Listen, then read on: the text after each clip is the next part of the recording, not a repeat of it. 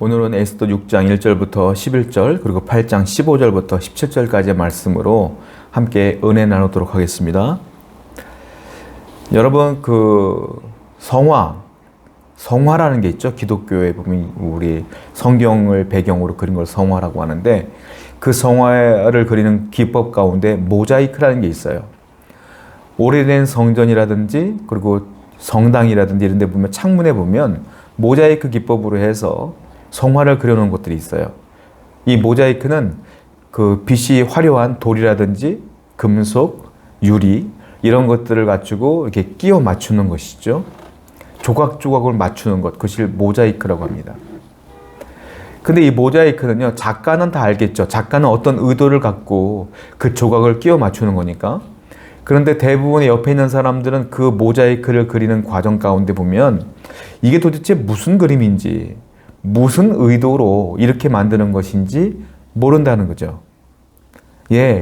아주 기묘한 그림의 형태로 만들어지기 때문에 그래요.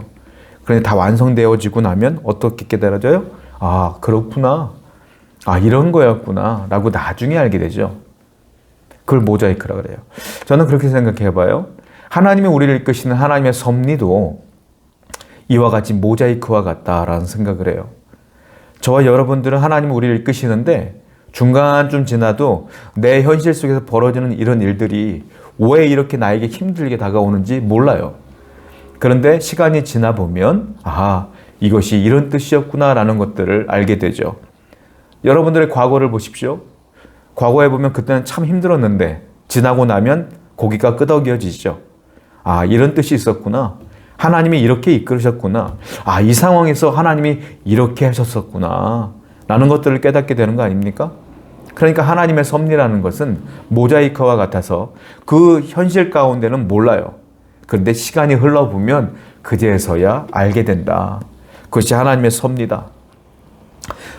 여러분 성경에 이 섭리란 단어가 나올까요? 안 나올까요? 섭리란 단어는 나오질 않아요. 섭리는 성경 용어가 아니고 기독교 용어거든요. 신학자들이, 목회자들이 이러한 일들이 벌어진다면 이것을 하나님의 섭리라고 하자라고 하는 단어를 정의한 거예요. 자, 이 섭리가 무슨 뜻이냐면 하나님이 만드신 창조물들, 피조물들, 그 피조물들이 살아가는 동안에 하나님께서 그들의 삶 속에 간섭하시고 역사하시며 보존하시고 통치하신다. 그것이 뭐냐? 섭리다라는 거예요. 그러니까 하나님이 창조하신 모든 피조물들, 자연, 그리고 저와 여러분들도 피조물이에요. 우리가 살아가는데 우리의 역사 가운데에 하나님이 중간중간에 간섭하시는 거예요. 계속. 그리고 하나님의 뜻대로 우리를 이끄시는 거예요. 그리고 통치하시는 거예요. 보존하시는 거예요. 그것이 뭐냐? 그것이 바로 섭리다. 예를 들자면 건물주가 건물을 지어 올린다는 거예요. 건물을 지어 올렸어요? 자, 건물을 짓고 끝나는 건가요? 아니죠. 건물을 지었으면 어떻게 해요? 그 건물을 계속 유지하기 위해서는 보수도 하고 계속 고칠 거 고쳐 나가며 사용하는 거 아닙니까? 이 섭리가 그런 거예요. 하나님이 우리를 만들었으면 그냥 만들어 놓고 창조해 놓고 그냥 내비두는 게 아니에요. 내버려 두는 게 아니라 어떻게 하느냐면 하나님께서 우리의 삶 속에 계속 간섭하시는 거예요. 그리고 우리가 잘못된 길로 가면 우리를 혼내기도 하고 바로잡아 주시기도 하시면서 어려울 때마다 돕기도 하시면서 계속 간섭하시는 거예요. 그리고 우리를 결국은 하나님의 뜻대로 통치하시고 다스리시고 우리가 하늘나라 갈 때까지 잘 살 수 있도록 보존하시고 보호하신다. 그것이 하나님의 섭리다라는 거예요. 그리고 하나님의 섭리의 방법은 보존하시고 통치하시는 것으로 끝나는 것이 아니라 일방적인 섭리뿐만이 아니라 하나님이 우리에게 상호 보완적으로 함께 상호 협동하면서 우리를 이끄시기도 해요. 이 세 가지 방법으로 우리를 이끄신다. 자, 느헤미야서 말씀 볼게요. 느헤미야 9장 6절. 오직 주는 여호와시라. 하늘과 하늘들의 하늘과 일월 성신과 땅 위의 만물과 바다와 그 가운데 모든 것을 지으시고 다 보존하시오니 모든 천군이 주께 경배하나이다. 어떻게 하신다고요? 하나님의 모든 것들을 다 지으시고 어떻게 해요? 보존하시오니. 지으시고 보존하신다. 이게 뭐냐? 이게 섭니다. 또 성경 봐요. 시편 103편 19절. 여호와께서 그의 보좌를 하늘에 세우시고 그의 왕권으로 만유를 다스리시도다. 보좌를 하늘에 세우시고 또 만유를 어떻게 해요? 다스리신다. 앞에는 느헤미야서는 보존하신다. 그 시편 말씀은 다스리신다. 그러니까 다스리신다, 보존하신다 이 단어가 나오면 하나님이 섭리하신다는 거구나 이렇게 이해하시면 돼요. 또 사무엘상 2장 6절부터 7절. 여호와는 죽이기도 하시고 살리기도 하시며 스올에 내리기도 하시고 거기에서 올리기도 하시는도다. 여호와는 가난하기도 하시고 부하기도 하시며 낮추기도 하시고 높이기도 하시는도다. 죽이기도 하시고 살리기도 하시고 지옥에 내리기도 하시고 올리기도 하시고 가난하기도 하시고 부하기도 하시며 낮추기도 하시고 높이기도 하신다. 다 누가 한다는 거예요? 하나님이 하신다. 이걸 뭐라고 말해요? 섭리하신다 이 말이에요. 즉 하나님은 우리를 다스린다. 우리를 보호한다. 보존한다. 이게 다 섭리라는 단어로 연결되어지는 거예요. 또 상호보완적으로 상호작용이 이루어지는데 어떤 섭리냐면 그걸 대표적으로 우리가 뭐라고 말하냐? 기도라고 그래요. 기도. 여러분들 하나님께 기도해요. 하나님 이런 문제가 있습니다라고 기도해요. 그럼 하나님께서 보실 때 그것이 여러분들을 이끄시는데 방해가 되지 않고 그것을 들어주심으로 말미암아 오히려 여러분들에게 유익이 된다면 또 하나님의 뜻과 반한 것이 아니라면 하나님이 거기에 응답하신다는 거예요. 그렇죠? 그러니까 내가 기도하고 하나님이 응답하셔. 그러면서 나를 선한 길로 인도하시는 거야. 이것도 섭리죠. 근데 이 섭리는 어떻게 하느냐? 나와 함께 상호작용하시면서 섭리하시는 거예요. 즉 하나님의 다스리심과 보존하심과 보호하심은 하나님의 일방적인 섭리예요. 그런데 기도를 통하여 이루시는 것은 상호작용을 통하여 나와 더불어 하나님이 나를 이끄시는 거다. 그러니까 하나님의 섭리는 세 단어로 요약할 수가 있는 거예요. 보존, 다스림, 그리고 협력. 이렇게 우리는 세 단어로 요약할 수가 있다.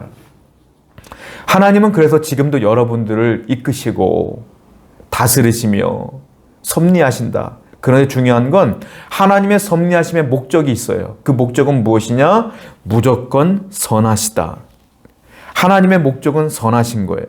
자, 예레미야 29장 11절 말씀입니다. 여호와의 말씀이니라. 너희를 향한 나의 생각을 내가 아나니 평안이요 재앙이 아니니라. 너에게 미래와 희망을 주는 것이니라. 나의 생각, 즉 나의 섭리는 뭐라고요? 평안이다. 재앙이 아니다. 저와 여러분들을 이끄신 하나님의 목적은 선한 거예요. 여러분들이 평안하도록, 여러분들이 참 기쁘게 살 수 있도록 이끄시는 것이다. 재앙이 아니다라는 거예요. 또 미래와 희망을 주는 것이니라. 소망을 주시는 것이니라. 그러니까 하나님의 섭리는 무조건 좋은 거예요. 무조건. 내가 지금 살아가고 있는데 현실 속에 어려움을 당하고 있어. 힘들어. 괴로워. 하나님 왜 나를 이렇게 이끌었어요? 라고 원망하십니까? 아니에요. 하나님이 약속했어요. 하나님의 이끄심은 무조건 선하신 거예요. 근데 왜 여러분 원망하셔요? 왜 그러냐면 여러분들은 지금 현실의 이 상황이 하나님의 섭리의 종착점이라고 오해하니까 그러는 거야. 하나님의 섭리의 종착점이 아니라 이것은 하나님의 섭리하심의 과정이에요. 과정은 아까 말씀드린 것처럼 모자이크를 만드는 과정에서는 이게 무슨 그림인지 몰라요. 다 완성되고 나서야 아는 것처럼 하나님의 섭리는 지금 이 과정 가운데는 왜 그런지 몰라요. 그런데 조금 더 참고 기다리며 하나님을 믿고 기다리다 보면 여러분들이 현실 속에 아하, 이것이 하나님의 뜻이구나라는 것들이 발견되기 시작할 거라는 거예요. 자, 로마서의 말씀 보면 이 섭리를 한 단어로 명확하게 아주 규명해 놨어요. 성경을 볼게요. 로마서 8장 28절입니다. 우리가 알거니와 하나님을 사랑하는 자 곧 그의 뜻대로 부르심을 입은 자들에게는 모든 것이 합력하여 선을 이루느니라. 모든 것이 합력하여 선을 이루느니라. 이것이 뭐예요? 하나님의 섭리의 종착점은 뭐라고요? 선이다. 이거예요. 모든 것이 합력한다는 게 뭡니까? 여러분들에게 주어진 모든 좋은 일, 나쁜 일, 기쁜 일, 정말로 우울한 일, 모든 것들을 합쳐져서 마지막에는 뭐로 끝난다? 선으로 끝난다. 하나님의 섭리는 평안이요, 미래요, 소망이라 분명히 믿으시기 바랍니다. 여러분들의 마지막의 인생에는 반드시 선으로 끝날 거예요. 왜냐? 하나님이 여러분들을 다스리니까, 하나님이 여러분들을 통치하시니까, 보존하시니까, 보호하시니까 반드시 하나님의 뜻이 이루어질 줄로 믿습니다. 그러니까 하나님의 섭리는 오늘 본문을 통해서 보면 알 수가 있는데 어떤 특징이 있느냐 하면 가장 좋은 것을 주신다.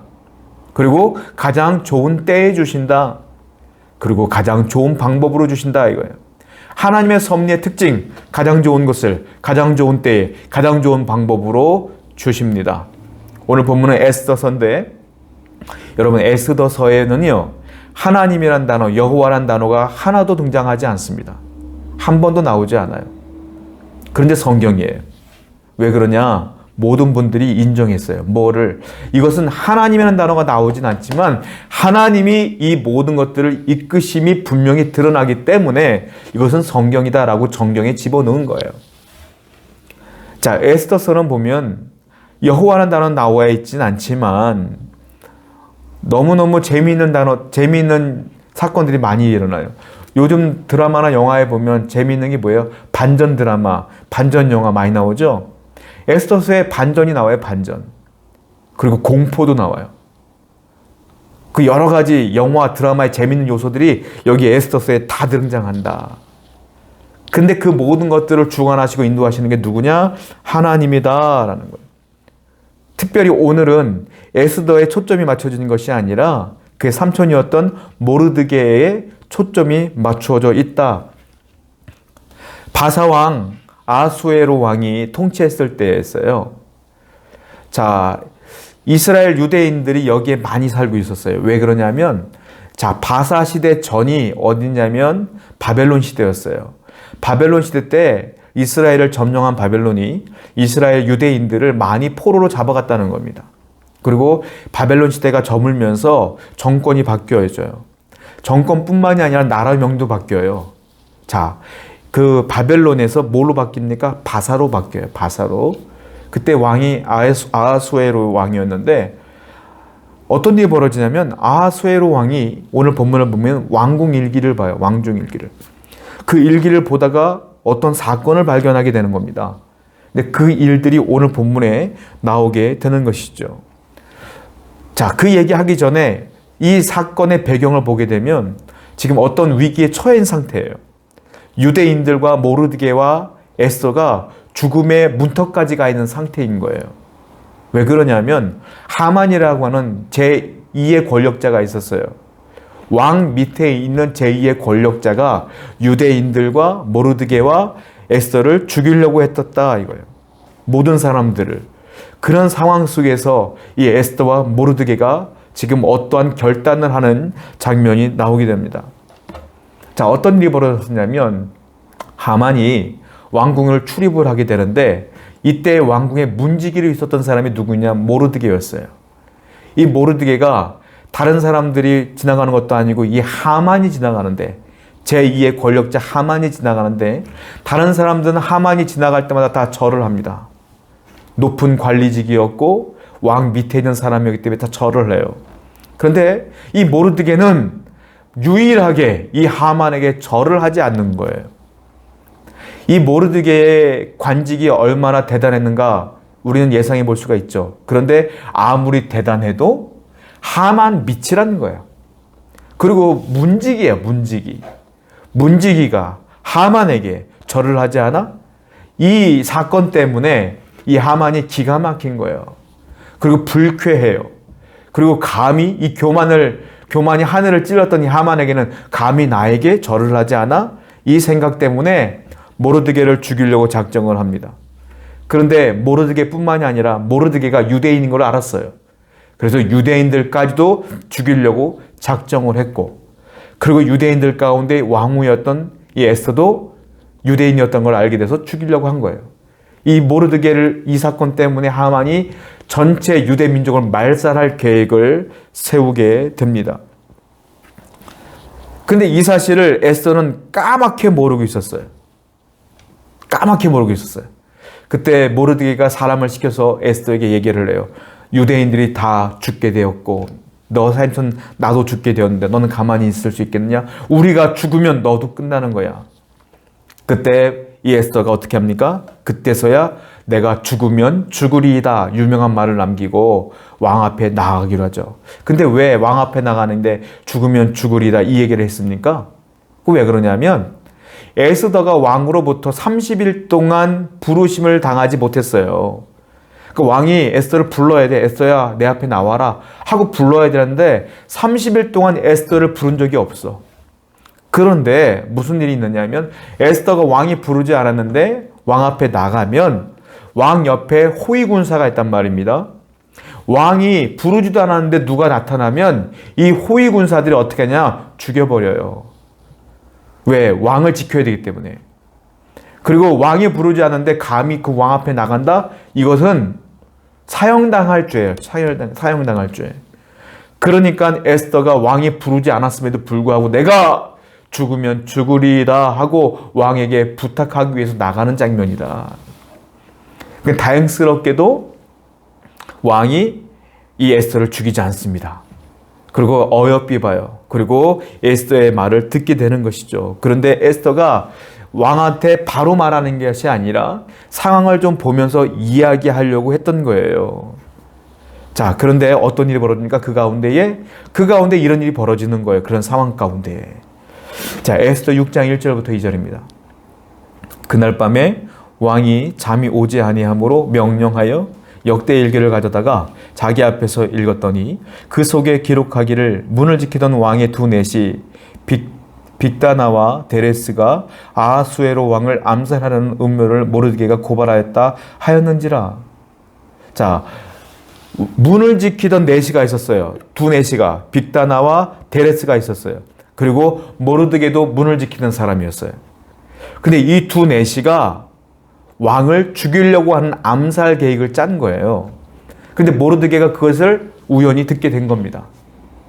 그래서 이 모르드게가 이 왕의 암살을 저지하려고 왕궁에 알렸고, 그리고 이 사실을 안 아하수에로 왕은 두 넷을 죽여버린 거예요. 그래서 본인은 살게 된 거죠. 그리고 이 사실을 까맣게 잊어먹은 거예요. 잊어먹고 그 역대적으로 이 왕을 암살하려고 했던 이 모든 사건을 이 모르드게가 막았다는 사실을 그 궁중일기를 통해서 알게 된 거예요. 그리고 어떻게 할까 고민하던 차에 밖에 사람을 불러요. 누가 없느냐라고 했어요. 그때 때마침 누가 있었습니까? 하만이 있었어요. 왜냐하면 하만은 유대인들을 죽이려고, 모르드게를 죽이려고 작정을 하고 자기 앞마당에 50규빗 되는 장대를 매달았어요. 약 23m 되는 장대예요. 왜냐하면 거기다 그 꼭대기에다 모르드게를 잡아 죽이려고 했던 거예요. 그래서 그것을 허락받기 위해서 왕 앞에 나와 있었고, 바로 왕궁 앞에 문 앞에 딱 서 있는 찰나에 그때 이 왕이 왕중일기를 읽은 거예요. 읽고, 야, 모르드게가 상을 못 받았구나, 이런 선한 일을 했는데 라고 생각하면서 상을 줘야겠구나 생각하고 바깥에 있는 누군가를 부르는 거예요. 그때 하만이 바로 있었어요. 밖에 누가 없느냐? 그때 하만이 얘기해. 제가 있습니다. 그래, 들어와라 라고 얘기한 거예요. 그리고 뭐라고 말하냐면 왕이 물어요. 모르드게라는 얘기를 하지 않고, 야, 이 왕에게 선한 일을 한 사람이 있다. 내가 큰 상을 내리려고 해. 그런데 내가 왕에게 이 선한 일을 한 사람에게 어떻게 포상하면 좋을까? 이 존귀한 사람이 어떻게 포상할까라고 물어요, 왕이. 근데 하만은요, 어떻게 생각하는지 아십니까? 왕 앞에 존귀한 자라, 왕이 포상하려고 하는 자라 누가 있을까? 아, 나뿐이 없겠구나. 이인자인 나에게 왕이 포상하려고 하는구나 라고 착각을 합니다. 그리고 하만이 어떻게 말하냐면, 왕이시여, 그러면 그렇게 포상할 거면 왕이 아주 좋은 옷을 그 사람에게 입혀주시고요, 왕관을 씌워주시고요, 그리고요 말을 태워서 백성들 앞에 퍼레이드를 시키세요. 퍼레이드를 본인이 할 생각으로 이렇게 왕에게 얘기를 하는 거예요. 하만은 내심 기분 좋았고요. 그 왕이 얘기를 듣고 그래? 알겠어 라고 말합니다. 에스더 6장 11절 말씀 볼까요? 하만이 왕복과 말을 가져다가 모르드게에게 옷을 입히고 말을 태워 성중거리로 다니며 그 앞에서 반포하되 왕이 존귀하게 하시기를 원하시는 사람에게는 이같이 할 것이니 하니라. 무슨 말입니까? 하만에게 왕이 말해요. 하만, 모르드게에게 그와 같이 네가 해라 라고 명령 내려요. 하만은 깜짝 놀랐을 거예요. 나는 지금 모르드게 죽이려고 왕 앞에 와 있는데 왕은 모르드게에게 네가 지금 한 말처럼 그에게 포상하라 라고 해서 에스더 6장에서 하만이 울며 겨자 먹기로 모르드게에게 그렇게 똑같이 포상을 해서 면류관을 씌시고 그리고 옷을 입히시고 말을 태워서 선포하시는 장면이 6장 11절에 나온다. 그리고 뒤에 말씀 보면 어떤 일이 벌어지냐면 에스더 7장에 보면 하만이 오히려 자기가 모르드게를 죽이려고 했던 그 장대에 오히려 매달려 죽게 돼요. 에스더 7장 10절. 모르드게를 매달려고 한 나무에 하만을 다니 왕의 노가 그치니라. 왕이 노했거든요, 하만한테. 그래서 하만을 죽이는데 그 장대에 매달려 죽이게 됩니다. 그 이후 어떻게 됐습니까? 더 놀라운 일이 벌어지죠. 에스더 8장 1절부터 2절. 그날 아하수에로 왕이 유대인의 대적 하만의 집을 왕후 에스더에게 주니라. 에스더가 모르드게는 자기에게 어떻게 관계됨을 왕께 아뢰었으므로 모르드게가 왕 앞에 나오니 왕이 하만에게서 거둔 반지를 빼어 모르드게에게 준지라. 에스더가 모르드게에게 하만의 집을 관리하게 하니라. 어떤 일이 벌어지냐? 반전이 이루어지는데, 자, 하만의 반지를 빼서 모르드게에게 주었다는 것은 이제 하만 대신에 모르드게를 국무총리로 삼았다는 거예요. 총리를 제2인자로. 그리고 하만의 집은 누구한테 줬다고요? 에스더에게 주었다. 그러니까 하만의 모든 재산을 에스더가 관리하게 됐고 모르드게는 총리가 된 거예요. 하만 대신에. 하만이 얼마나 부자였겠어요. 제2의 권력자인데 그 모든 재산이 누구한테 갔어요? 에스더에게. 그리고 명예는 하만이 아닌 누구에게? 모르드게에게 갔다. 그리고 모르드게는 총리로 임명받고 면류관을 쓰고 복장을 갖춰 입고 시내를 돌아다니며 퍼레이드를 합니다. 에스더 8장 17절 이어서 이런 일이 벌어져요. 왕의 어명이 이르는 각 지방 각 읍에서 유다인들이 즐기고 기뻐하여 잔치를 베풀고 그날을 명절로 삼으니 본토 백성이 유다인을 두려워하여 유다인 되는 자가 많더라. 무슨 말입니까? 본토 백성, 즉 바사 백성이 모르드게가 그렇게 총리가 되어지고 퍼레이드를 하는 그 모습들을 보면서 유대인들을 두려워했다는 거예요. 왜냐? 하나님, 그들이 섬기는 여호와가 그들을 이렇게 이끄시는구나 라는 것들을 깨닫고 유대인을 두려워하는 것이 아니라 그들을 이끄는 여호와를 두려워하여 유대인 되는 자가 많더라. 유대인이 어떻게 되는 거냐면 내가 유대인 되려 말하고 되는 게 아니라 유대인들처럼 할례를 행해야 유대인이 되는 거예요.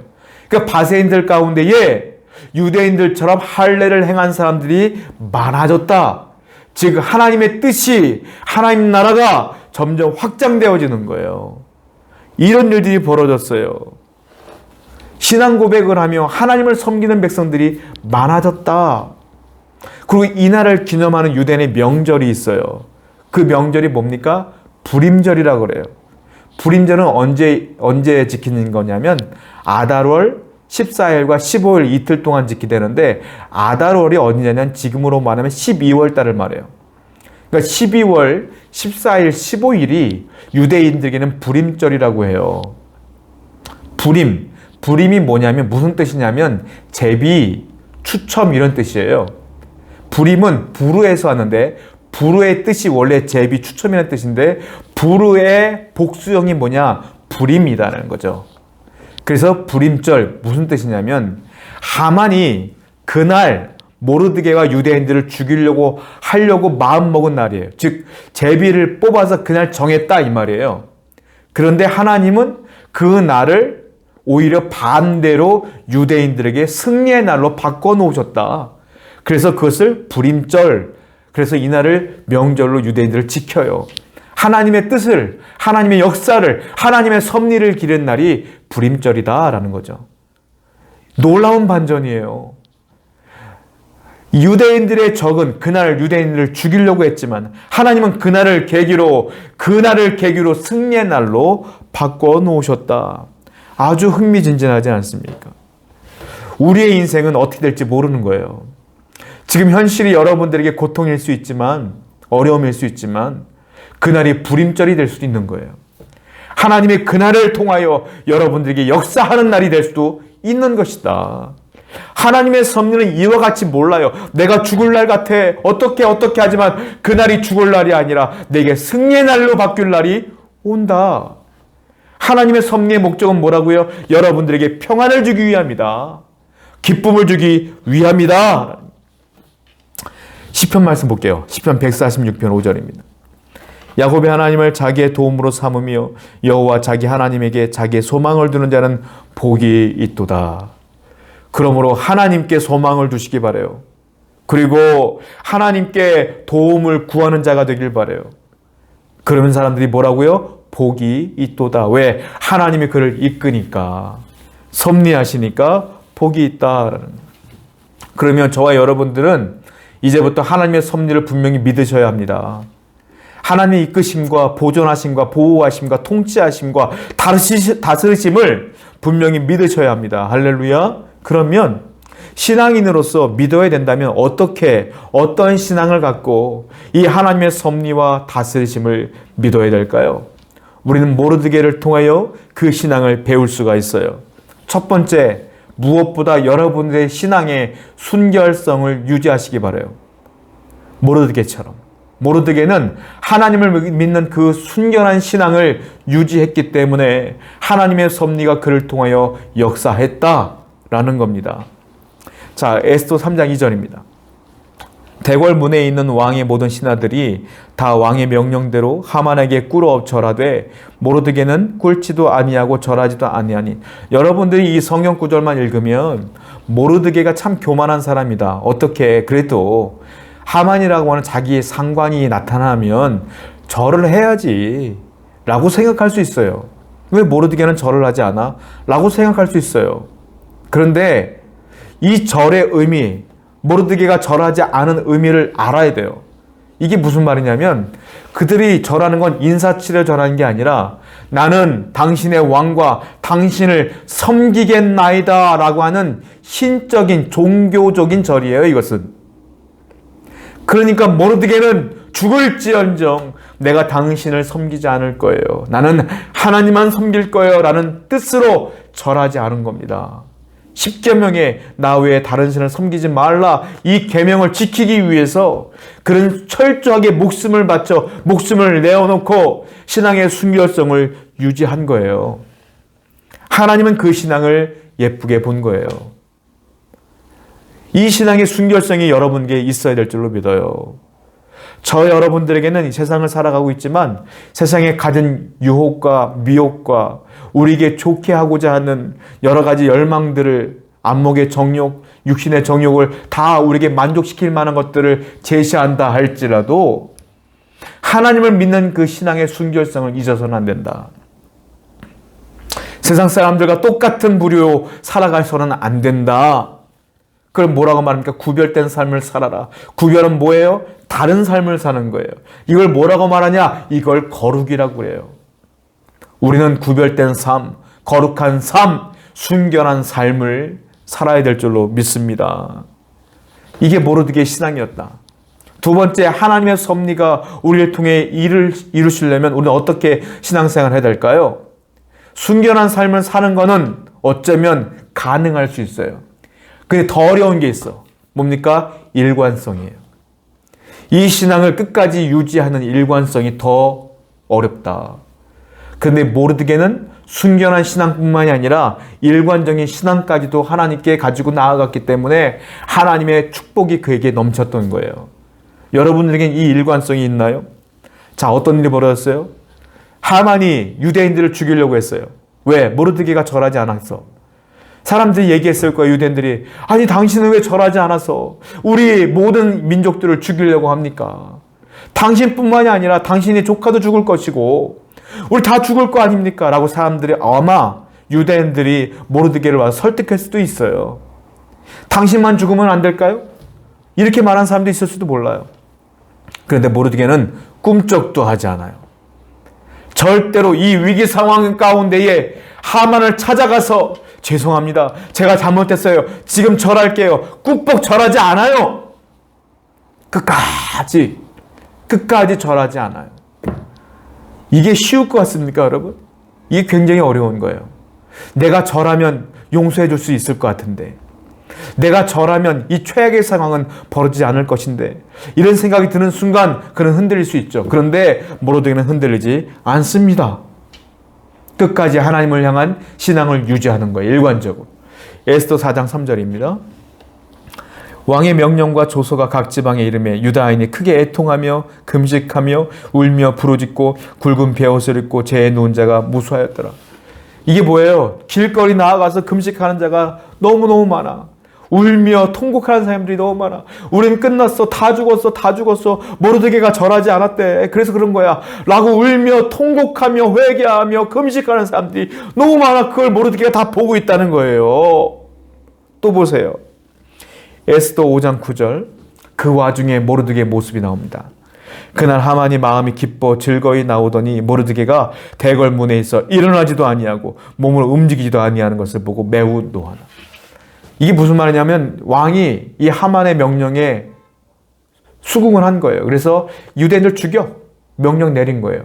기뻐서 딱 나오는데 대궐문을 딱 나오는데 모르드게는 여전히 몸을 굽히지도 않고 절하지도 않는 거예요. 그때 하만이 매우 녹아 차 올라오는 거예요. 너희는 끝났어. 이제 끝났어. 하고 나가는 거죠. 어때요? 끝까지 절하지 않아요. 끝까지 하나님만 붙들고 사는 사람이 모르드게였다. 마치 상록수와 같죠. 상록수는 여름에만 푸른 게 아니라 겨울에도 풀어요. 신앙인은 이래야 돼요. 내가 기쁠 때만 신앙인이 아니라 내게 미혹이 오고 유혹이 오고 내게 압박이 오고 두려움이 와도 하나님을 끝까지 붙들고 사는 게 신앙인이에요. 여러분들의 신앙은 어떻습니까? 직장에서나 사회에서나 주위에서나 가족들, 친척들 중에서 신앙에 대한 압박을 여러분들에게 주는데 그때마다 여러분들이 흔들리나요? 아니면 그럼에도 불구하고 여호와 하나님만 붙들고 나가십니까? 우리의 신앙은 이와 같이 순결해야 되며 일관적으로 주님만 붙들고 나가야 될 줄로 믿습니다. 세 번째, 모르드게는 어떤 사람이었습니까? 아주 충직한 사람이었다. 누구한테? 하나님께 충직한 사람이었다. 그리고 맡은 바 사명을 충직하게 감당했던 사람이었다. 그래서 하나님은 모르드게를 통하여 하나님의 뜻을 이루게 된 거예요. 에스더 2장 21절과 22절입니다. 모르드게가 대궐문에 앉았을 때에 문을 지키던 왕의 넷이 빅단과 데레스 두 사람이 원한을 품고 아수에로 왕을 암살하는 음모를 꾸미는 것을 모르드게가 알고 왕후 에스더에게 알리니 에스더가 모르드게의 이름으로 왕에게 아랜지라. 모르드게는요, 그 앞에서 문지기로 있는 동안 불평불만하지 않아요. 내가 왜 문지기로 있어야 돼? 더 높은 데 가고 싶어. 다른 데 없어? 이런 게 아니라 지금 현재 하나님이 내게 문지기라고 하는 직분을 주셨으면 이 문지기의 사명을 다하는 것이 하나님의 뜻이야 라는 생각을 갖고 충실하게 문지기로서 해야 될 일들을 다 한 거예요. 그래서 이 암살 내용도 에스더에게 알려서 에스더가 왕에게 알림으로 말미암아 이 일들을 처단하는 일들이 벌어지게 된 것이죠. 그러니까 그는 사회의 사람들이 바라보는 시선에 연연하지 아니하고 하나님이 주신 것에만 관심을 갖고 거기에 충성을 다한 사람이었다. 여러분들 지금 비록 여러분들의 꿈과 비전보다 여러분들이 못한 곳에 있을지도 몰라요. 그러나 하나님이 거기까지 주신 거예요, 현재는. 그러면 어떻게 될까요? 거기서 할 수 있는 대로 충성을 다하며 충직하게 사람 보는 것이 아니라 내 꿈을 쫓아가는 것이 아니라 하나님이 여기까지 주셨으니 일단 여기서 최선을 다하여 충성을 다하여 살아가는 것이다. 이 모르드게의 시선은 사람에게 있지 않고 자리에게 있지 않고 오직 하나님에게만 있었어요. 하나님에게만. 그러니까 맡은 바 다할 것 충성뿐이 없다. 충성을 다한 거 아니겠어요? 골로새서 3장 23절부터 24절 말씀 읽어보겠습니다. 무슨 일을 하든지 마음을 다하여 주께 하듯 하고 사람에게 하듯 하지 말라. 이는 기업의 상을 주께 받을 줄 아나니 너희는 주 그리스도를 섬기느니라. 모든 것들을 어떻게 해요? 사람에게 하듯 하지 말고 주님께 하듯 하라. 사람께 받은 것처럼 하지 말고 주님께 받은 것처럼 하라. 이것이 하나님의 뜻이에요. 이렇게 충성을 다하는 여러분 되기를 축원드립니다.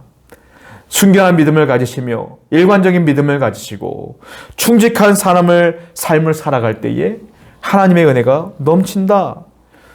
성경을 볼게요. 갈라디아 6장 9절입니다. 우리가 선을 행하되 낙심하지 말지니 포기하지 아니하면 때가 이름에 거두리라. 그러므로 우리는 하나님의 섭리를 붙들고 살아야 될 줄로 믿습니다. 어떻게 붙들까요? 아까 말씀드린 것처럼 순결하게 주님만 바라보고 일관되게 주님만 바라보고 충직하게 주님의 일을 감당하면 어떻게 해요? 선을 행하되, 이것이 선이에요. 선. 이 선을 행하되 낙심하지 말지니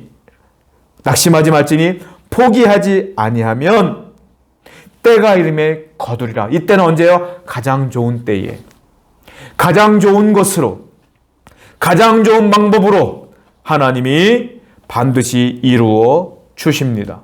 성경 한번 더 보겠습니다. 이사야 43장 19절. 보라, 내가 새 일을 행하리니 이제 나타낼 것이라. 너희가 그것을 알지 못하겠느냐? 반드시 내가 광야의 길을 사막의 강을 내리리. 보라, 내가 너희 인생 가운데 새 길을 내리라. 너희가 알지 못하는 새 길을 내리라. 너의 길이 광야일지라도 사막일지라도 길이 안 보일지라도 내가 새로운 길을 내어주리라. 그러면 그 길로 걸어가면 된다. 할렐루야. 여러분, 광야길에 있어도 사막의 길을 걸어도 길이 없어도 하나님이 여러분들이 끝까지 선을 행하되 낙심하지 아니하며 끝까지 하나님 붙들고 섭리를 믿으며 나아가면 하나님이 반드시 길을 열어주실 줄로 믿습니다. 기도하겠습니다. 하나님, 오늘도 하나님의 섭리를 굳건히 믿으며 오늘도 현실 속에서 하나님을 끝까지 순결하게 믿으며 일관적으로 믿으며 충성을 다하는 백성 될 수 있도록 인도하여 주옵소서. 우리에게 사막에 광야에 길을 내신 하나님, 우리의 길도 내어 주시옵소서.